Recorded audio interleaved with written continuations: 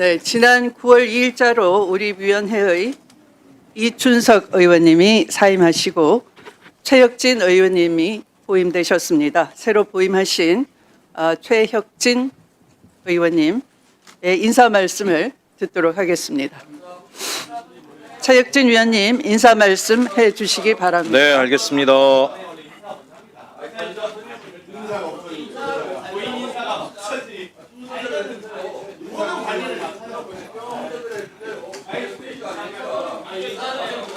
네, 초선 의원으로 왔는데 인사부터 하게 해주시죠. 예.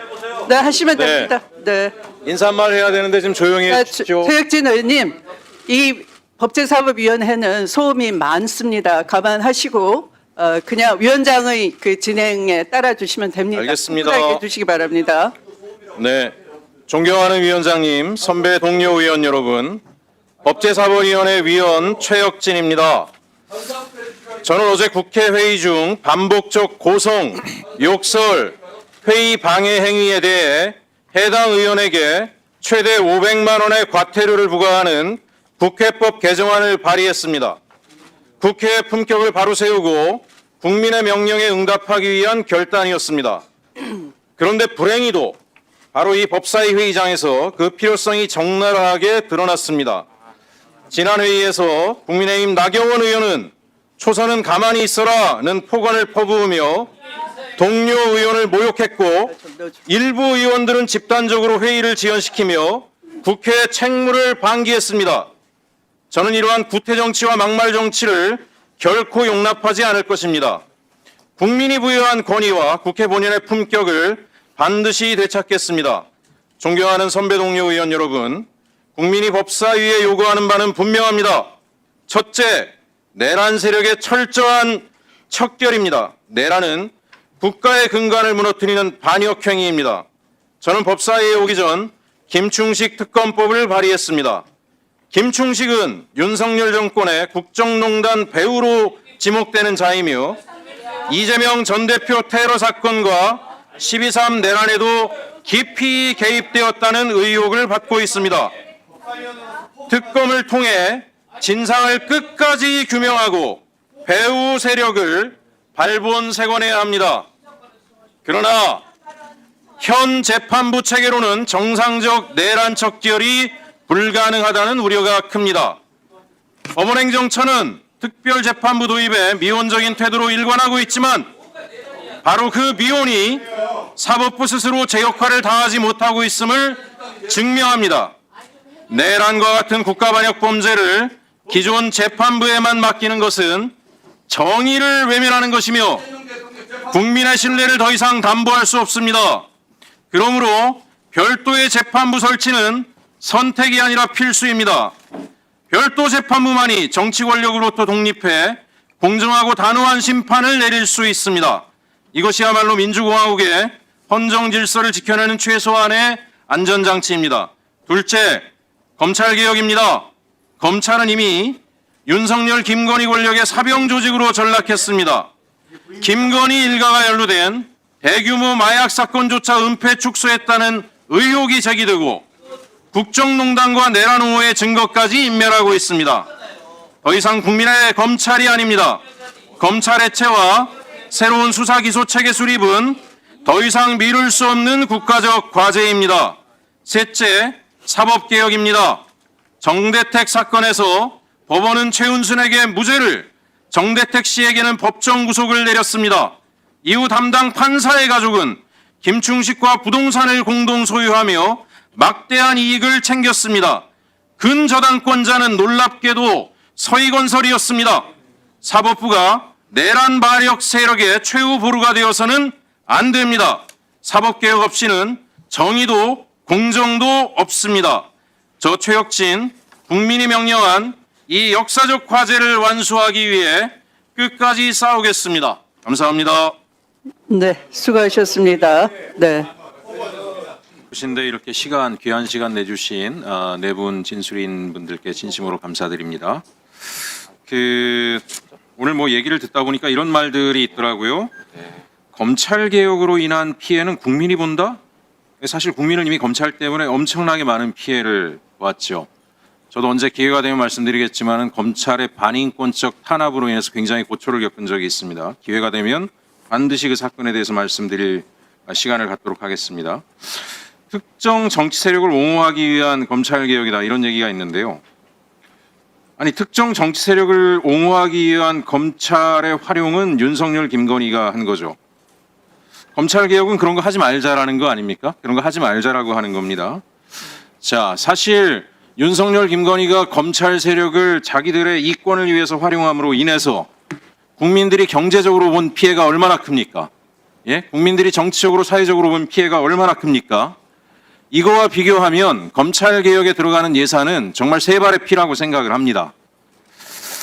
그 한동수 변호사님께 좀 질문을 하겠습니다. 오늘 얘기를 듣다 보니까 경찰이 비대화될 우려가 있다라고 그래서 문제다라고 얘기를 합니다.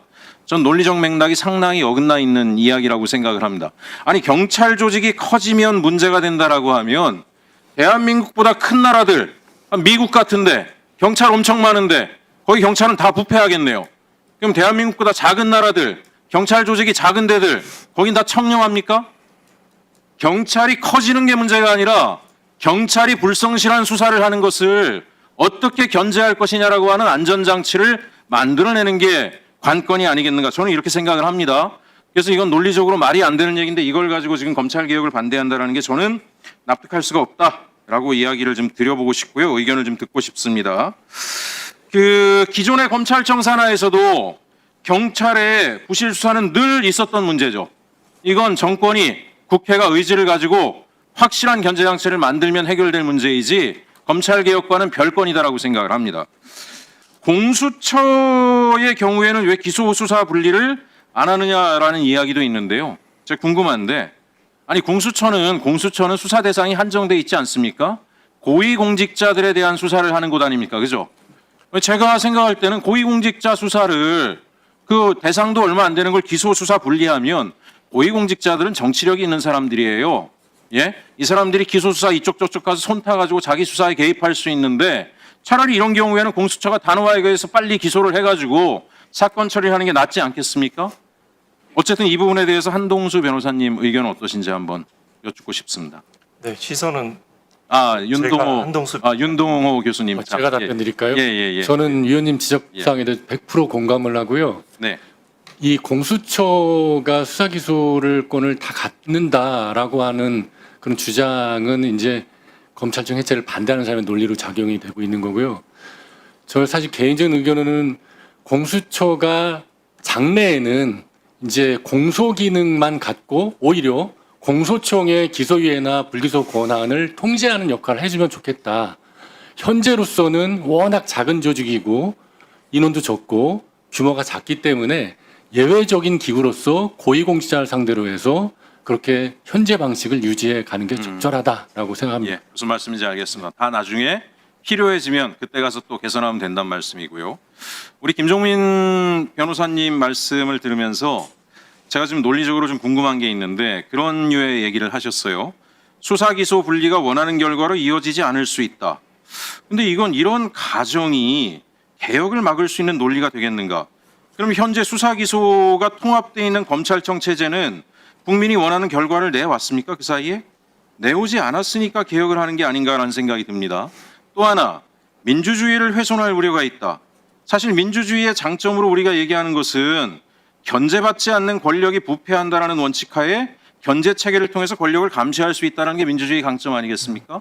그럼 지금 검찰개혁이라고 하는 것은 수사 기소권 분리를 통해서 상호 견제권들을 강화해서 검찰권의 남용을 막겠다라고 하는 건데 이것이 권한남용과 무소불위의 권력을 행사한 검찰 조직을 또 응징하고 개혁하는 게 이 민주주의의 강점인데 어떻게 또 민주주의의 훼손이라고 이야기하시는지 저는 좀 납득이 되지 않아서 이 부분도 간단하게 답변 부탁드립니다. 네, 결국 그 법치주의가 제대로 작동을 하려 그러면 권한과 책임이 같이 가야 되는 겁니다. 그런 점에서 제가 검찰이 직접 수사가 폐지돼야 된다고 주장하는 것이고요.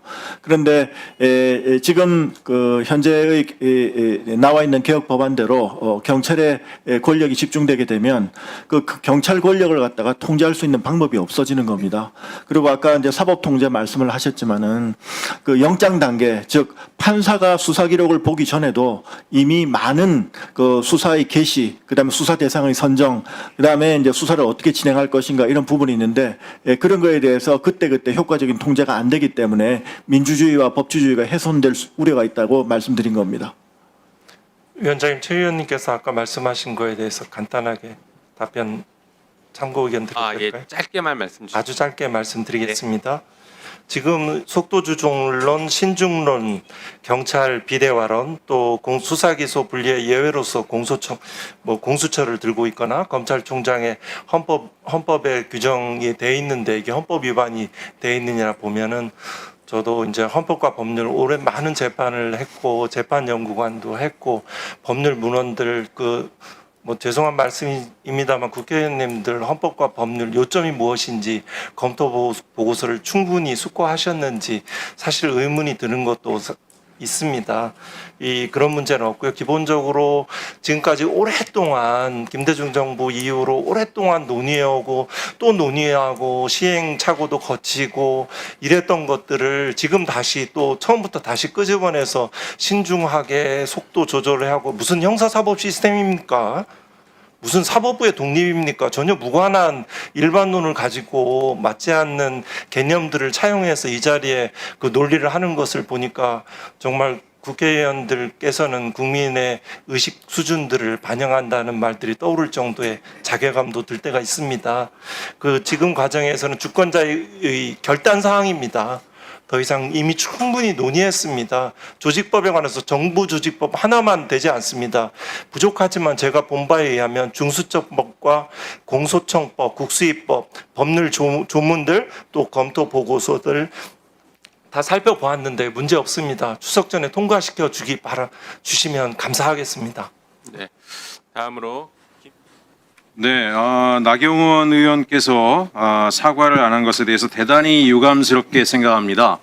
5선 정도 되시면 그 정도의 예의와 매너 정도는 갖추실 거라고 생각했는데 매우 실망스럽습니다. 저는 나경원 의원은 지금 간사를 요구할 것이 아니라 우리 법사위원회 위원이 되실 자격이 없는 분이 지금 이 자리에 와서 앉아 있다고 생각을 합니다. 윤석열 정부와 국민의힘이 계엄과 내란으로 독재 국가를 시도하지 않았습니까? 지금 우리 법사위의 가장 중요한 현안 과제는 내란 척결, 민주헌정 질서 회복, 검찰개혁, 사법개혁입니다. 지금 나경원 의원은 여기에 적극 동조하신 분으로 지금 의혹을 받고 있는 분이 어떻게 법사위원이 되고 어떻게 간사를 맡겠다라고 감히 얘기할 수 있습니까? 저는 이거 여야의 문제, 진보 보수의 문제가 아니라고 생각합니다. 국민의힘도 이런 분을 간사로 추대하니까 자꾸 시민사회에서 정당 해산해야 된다는 얘기 나오는 거 아닙니까? 똑바로 추천하시기 바랍니다. 저는 나경원 의원 의원이 체크해 지금 주십시오. 여기 와서 간사 요청하신 게 개인적인 방탄 목적이라고 생각을 합니다. 본인의 사법 처리 이슈, 조배수 내란 의원 동조 체크해 의혹자로서의 내란 척결을 방해하기 위해서 본인 남편 문제도 있지 않습니까? 남편 김재호 판사, 정대택 씨 무고 명예죄로 명예훼손 사건 9개월 동안이나 공판 지연시키고 결과적으로 윤석열 장모 최은순 측에 시간별기 효과까지 발생한 게 아닙니까? 예? 도대체 피고인의 연기 신청 때문에 이런 일이 있었다고 주장하셨죠? 제가 알아봤습니다. 정대택 씨는 연기 신청한 바가 없습니다. 왜 거짓말까지 합니까? 재판 지연으로 사건은 윤남근 판사한테 넘어가고 윤 판사 배우자는 최은순 내연남 김충식과 금전거래까지 이어졌습니다. 송석준 의원님 체크. 이 부분까지 제가 말할 때 좀 조용히 하세요. 초선이 얘기하지 않습니까?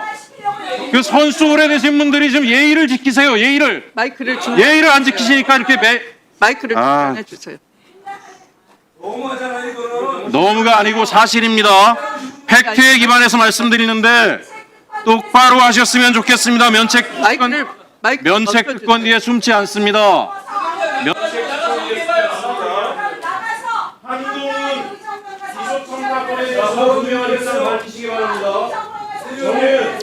나경원 의원님, 이 자리는 나경원 의원님 전당대회장이 아닙니다. 나경원 의원님이 소속한 국민의힘 당대회가 아닙니다. 국회 법사위에서 발언 순서가 있는 거예요. 위원장의 진행 순서에 따라 주시기 바랍니다. 조용히 해주세요. 자, 조용히 할 때까지 진행하지 않겠습니다.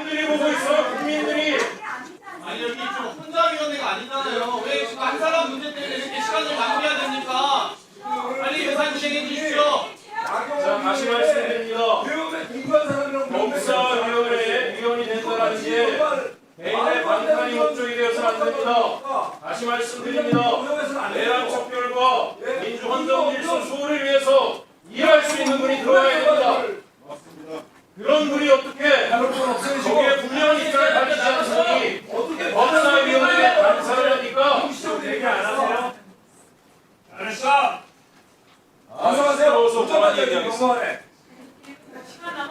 아니 시간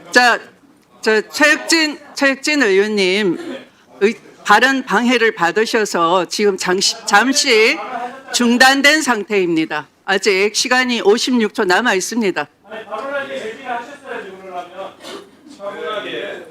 위원님들 국힘 의원님 여러분들이 여기를 난장판으로 만드시면서 위원장의 의사 진행을 안 들으셨어요. 조용하실 때까지 다시 마이크 켜지 않겠습니다. 조용히 하실 때까지 다시 마이크를 켜지 않겠습니다.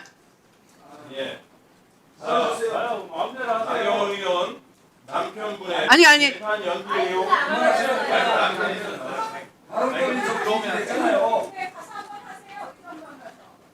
언제까지 하실 겁니까, 나경원 의원님? 조용히 하시라고 했지 않습니까? 의사 진행을 방해함으로 조용히 하시라고 했지 않습니까?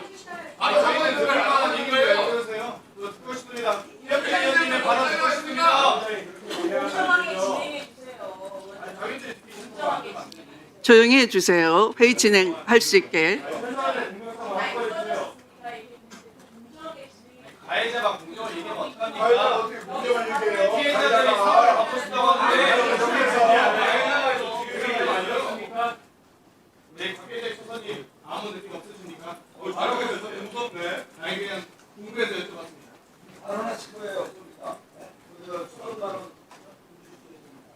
위원장이십니까? 송석준 의원님? 이 자리에 오시겠어요? 오버했어. 그만해요.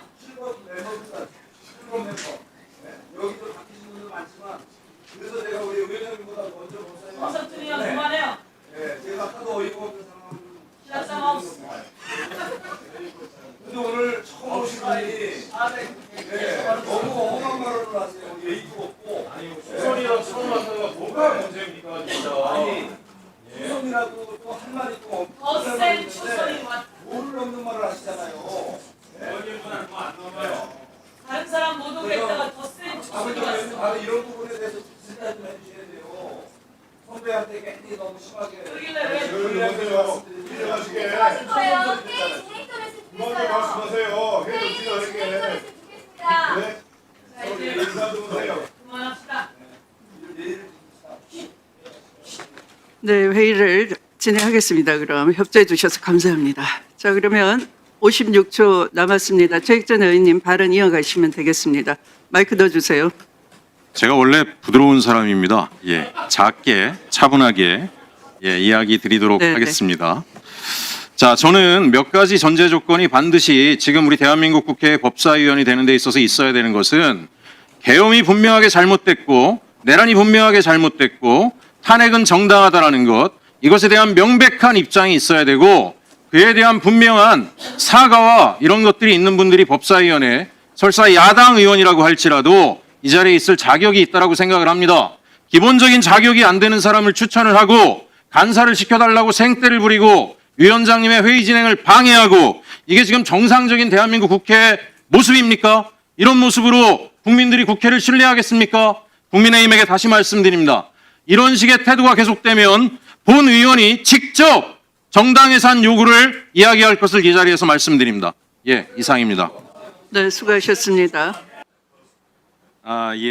법원행정처장님, 예. 제가 이렇게 말씀을 들으면서 현실 인식에 좀 많은 문제가 있다라는 생각이 좀 듭니다.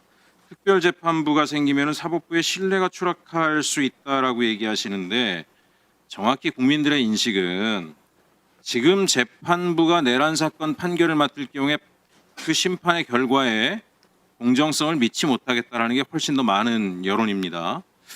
왜 이런 여론이 형성되는가에 대해서 저는 어쨌든 우리 사법당국 자체가 자정 능력이라든가 이런 부분들이 많이 상실돼 있고 제19 감싸기를 과도하게 하고 있다는 생각이 듭니다. 아까 제가 윤남근 판사 이야기를 했습니다. 전 정대택 씨 사건과 관련해서요.